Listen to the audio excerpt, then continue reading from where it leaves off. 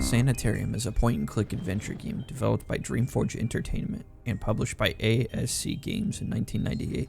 Sanitarium stands out from its point-and-click peers by incorporating a secret technique. It has well-thought-out puzzle design that doesn't make me want to bash my head on a wall. It also has a really compelling story. Even if the gameplay was dog water and the puzzles were just insane ramblings, I still think it'd be worth a playthrough just for the story.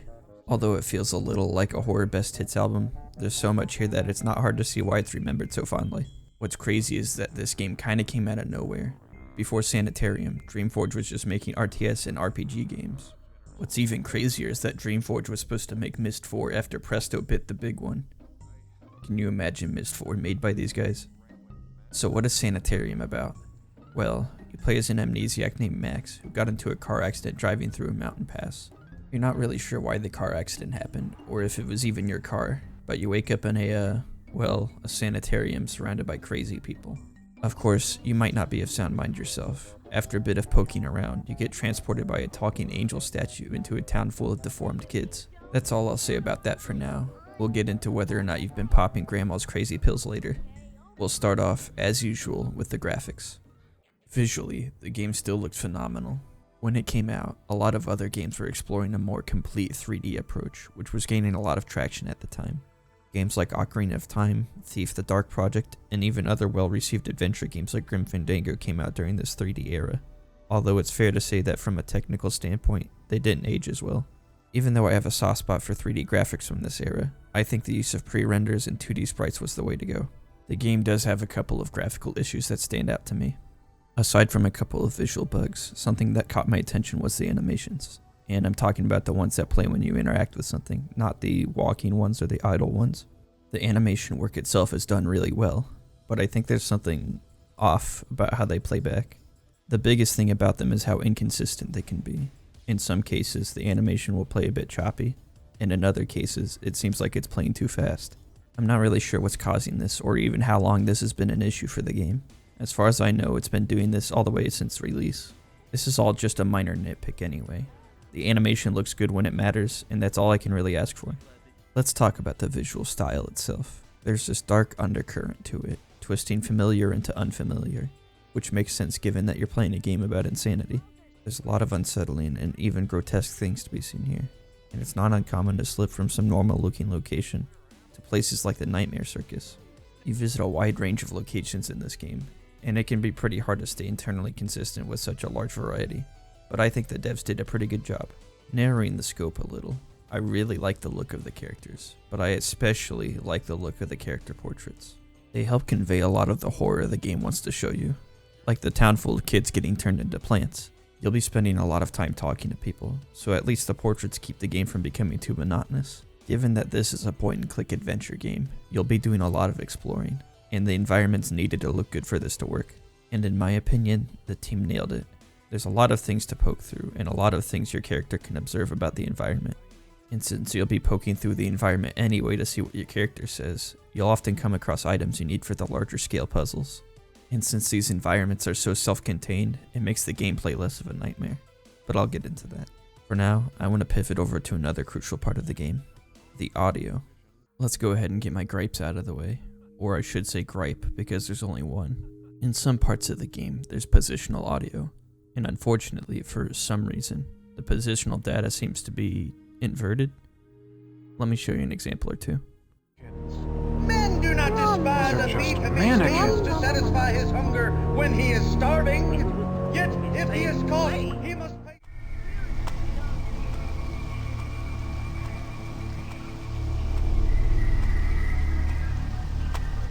Hear what I mean? It's not enough to ruin my experience, not by a long shot, but it is kind of weird and it might throw off your spatial awareness, which I guess really doesn't matter in a point-and-click game. With that out of the way, let's get to the good stuff. And what better place to start than the voice acting? Where is that awful music coming from? Doc's doing some kind of test in the observation room. Oh? What kind of test? How should I know, maggot? Don't smart off with me, you poisonous serpent. You know as well as I that if I were to turn my back on him, he'd eat my brain like a grapefruit. The Aztecs found a way to survive the plague of Quetzalcoatl without conventional modern medicine. Well, hey, if Morgan is close to a cure, a true cure, then maybe he can use another set of hands. Maybe it's time to pack up here and go home. Man, this game has some good voice acting. Although the first time I heard the main character, I thought he was Robert Sean Leonard. It's all really well done. The character portraits might keep the game from becoming monotonous, but the voice acting gives it life. It's all really well directed, and there's a lot of emotion behind the actors' performances. Speaking of the actors, there's only 26 of them, which given the amount of characters you meet in this game, is a pretty low amount. There's one voice actor in particular who voices a lot of characters, which was really surprising because a lot of them I didn't even realize were him. That's some quality acting. It's hard to overstate how much the voice acting really elevates this game, and it's all driven by some really excellent writing, which of course I'll get into later. Obviously, the one thing that keeps the voice acting from being a 10 out of 10 is the fact that the audio equipment is starting to show its age.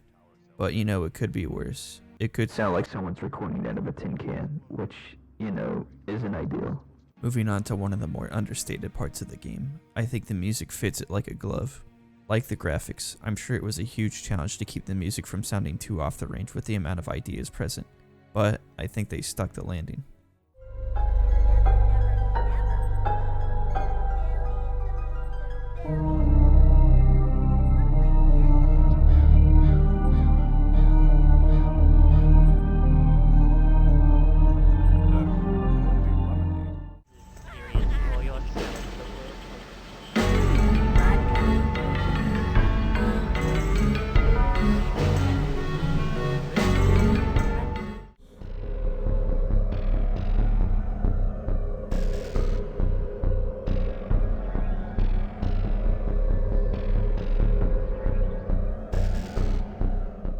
It keeps a somber theme to the game, and it adds some flavor to the environments you'll encounter, although it's not so much that it distracts you from the puzzles you'll try to solve.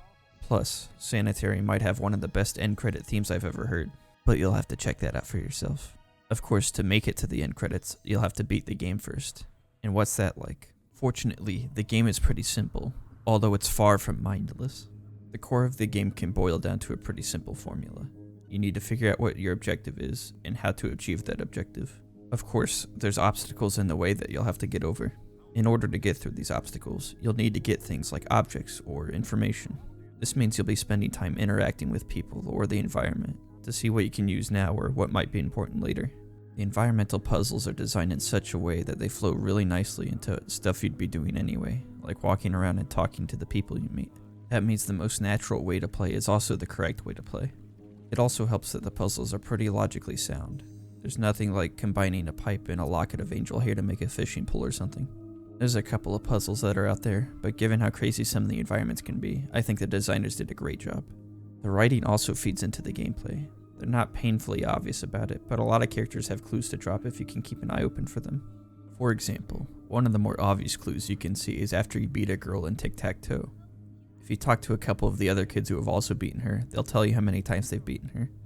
The fact that they're giving you specific numbers should be raising a red flag, and it's pretty obvious they're part of some kind of code. When you've talked to them and you go back to the tic-tac-toe girl, she'll pretty much spell it out for you. She'll rattle off the correct numbers, and even the order they're supposed to be in, which will give you a code 451. Wait a minute. 451 used as a door code, story central to the game, a small group of actors playing a large cast of characters. Is this Deus Ex? Let's look at an example of where the writing and the gameplay are in tandem. You need this metallic cross, but your character says he doesn't have anything to fish it out with. Okay, so where can we find something like that? This kid has a fishing pole. That could work. Let's talk to him. You can't just steal the pole either. You have to find some way to get him to move. Talking with him some more reveals that he'll only get up to go to church. Talking with him some more, you find out he'll only go to church if he hears the call to mass, which is when someone rings the bell on top of the church. Okay, so we go to the church and ring the bell, right? Well, someone's cut the string, so you can't ring it from the ground. Okay, so what can we use? This rock looks out of place, and yeah, we can pick it up. We throw it at the bell, it rings, he comes to church, we steal his pole, and we get the cross. Easy. Now we can continue to torture the lady in the barn. The puzzles are all fairly straightforward like that. There's no giant leaps in logic or anything. Aside from the actual red herring the game gives you. If you can't solve something, it's probably just because you haven't talked to a certain person or been somewhere yet. Overall, it makes for a very pleasant experience. Looking back at the dialogue system some more, it works a lot like Morrowind, where you talk to someone with a couple of topics to start with, and the longer you talk, the more topics you unlock. The system used here is a bit more merciful in my opinion, but I think it works well. Aside from talking and item puzzles, there's a couple other things the game has you do. There's some more traditional puzzles here, which are more focused in and offer a nice reprieve from the larger scope challenges you'll be facing. They're more like little puzzle boxes compared to the jigsaw puzzles that the main game consists of. There's also a couple of combat sections, which have some of the most combat I've ever seen in a video game. Yeah. Okay, these aren't very good. Of course, all of this gameplay really just serves the story. But before we get started on the story, I know how some of you are allergic to spoilers, so I've set up a nice spoiler-free table over there for you. Go on, we'll catch up with you later.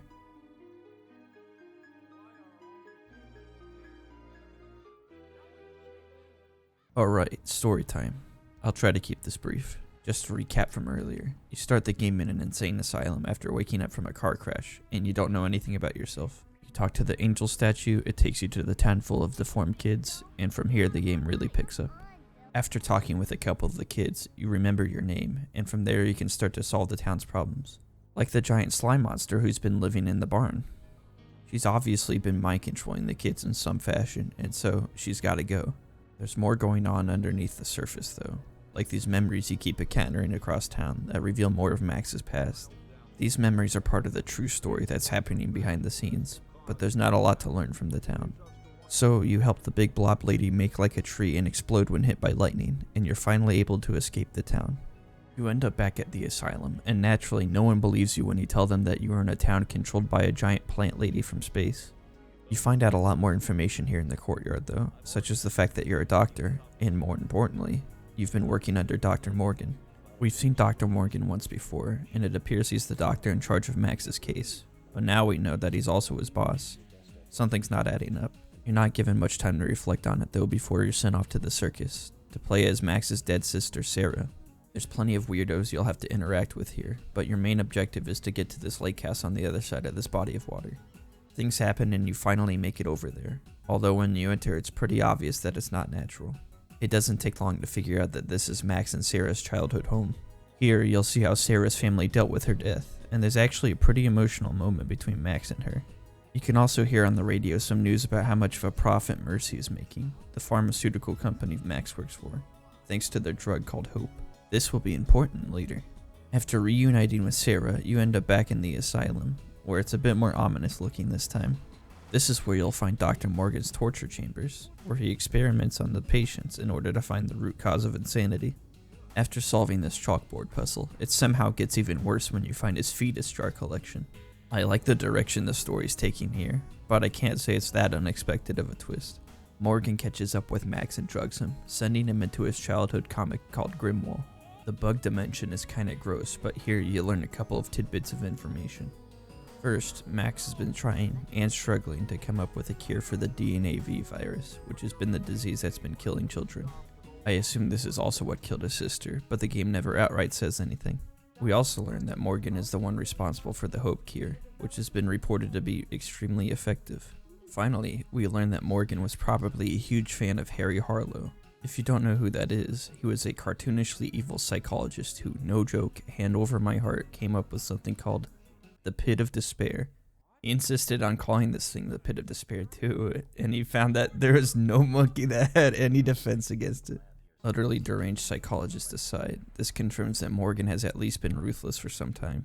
After beating the bugs, you'll escape back into reality once more, although it's not so clear how real everything is once you start talking to dead people. After a bit of snooping around, you'll stumble upon another memory which reveals a ton.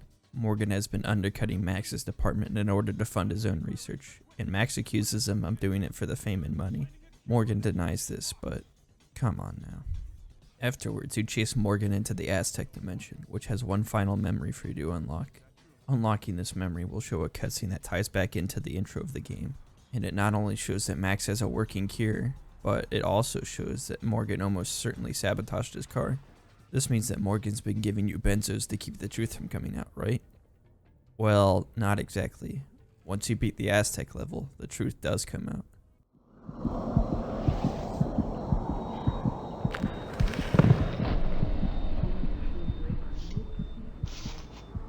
Oh, my poor baby. You had an awful fall. I'm so glad you've come home. Home? Well, of course, silly. You did want to come home, didn't you? Yes, I wanted to... Well, then that's that. Hush now, Max. When you fell down the chimney, you bumped your head, and now you're a little confused, that's all. My head hurts. I remember hitting it. That's right, dear. You hit your head on the chimney. Now don't give it another thought. I'll take care of you. Chimney? No, I hit it... No, I hit it on... in... my car? No, of course not, dear. You just bumped... Yes, my car. I was driving and... the brakes... But Max, we've been waiting for you for so long. Don't leave now. We?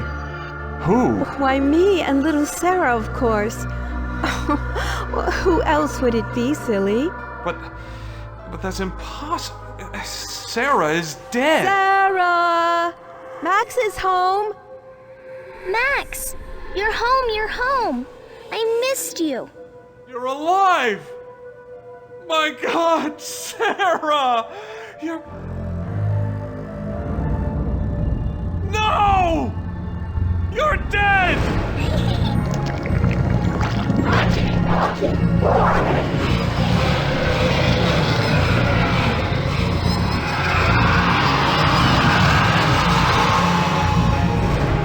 Your tenacity is quite remarkable, you know.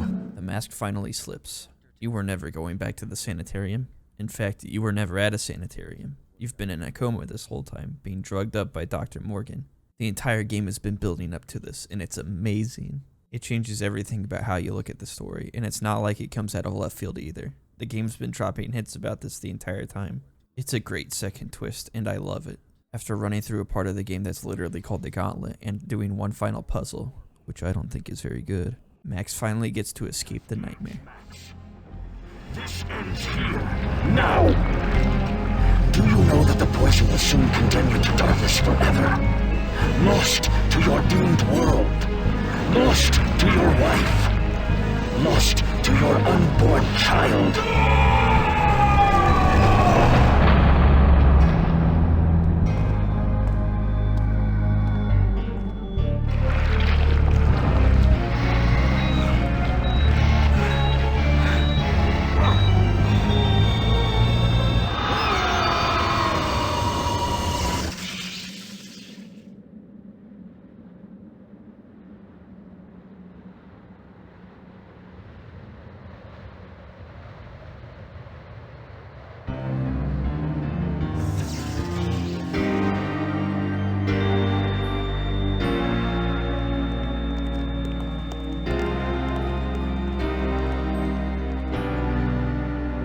It's over. I'm back. It's over.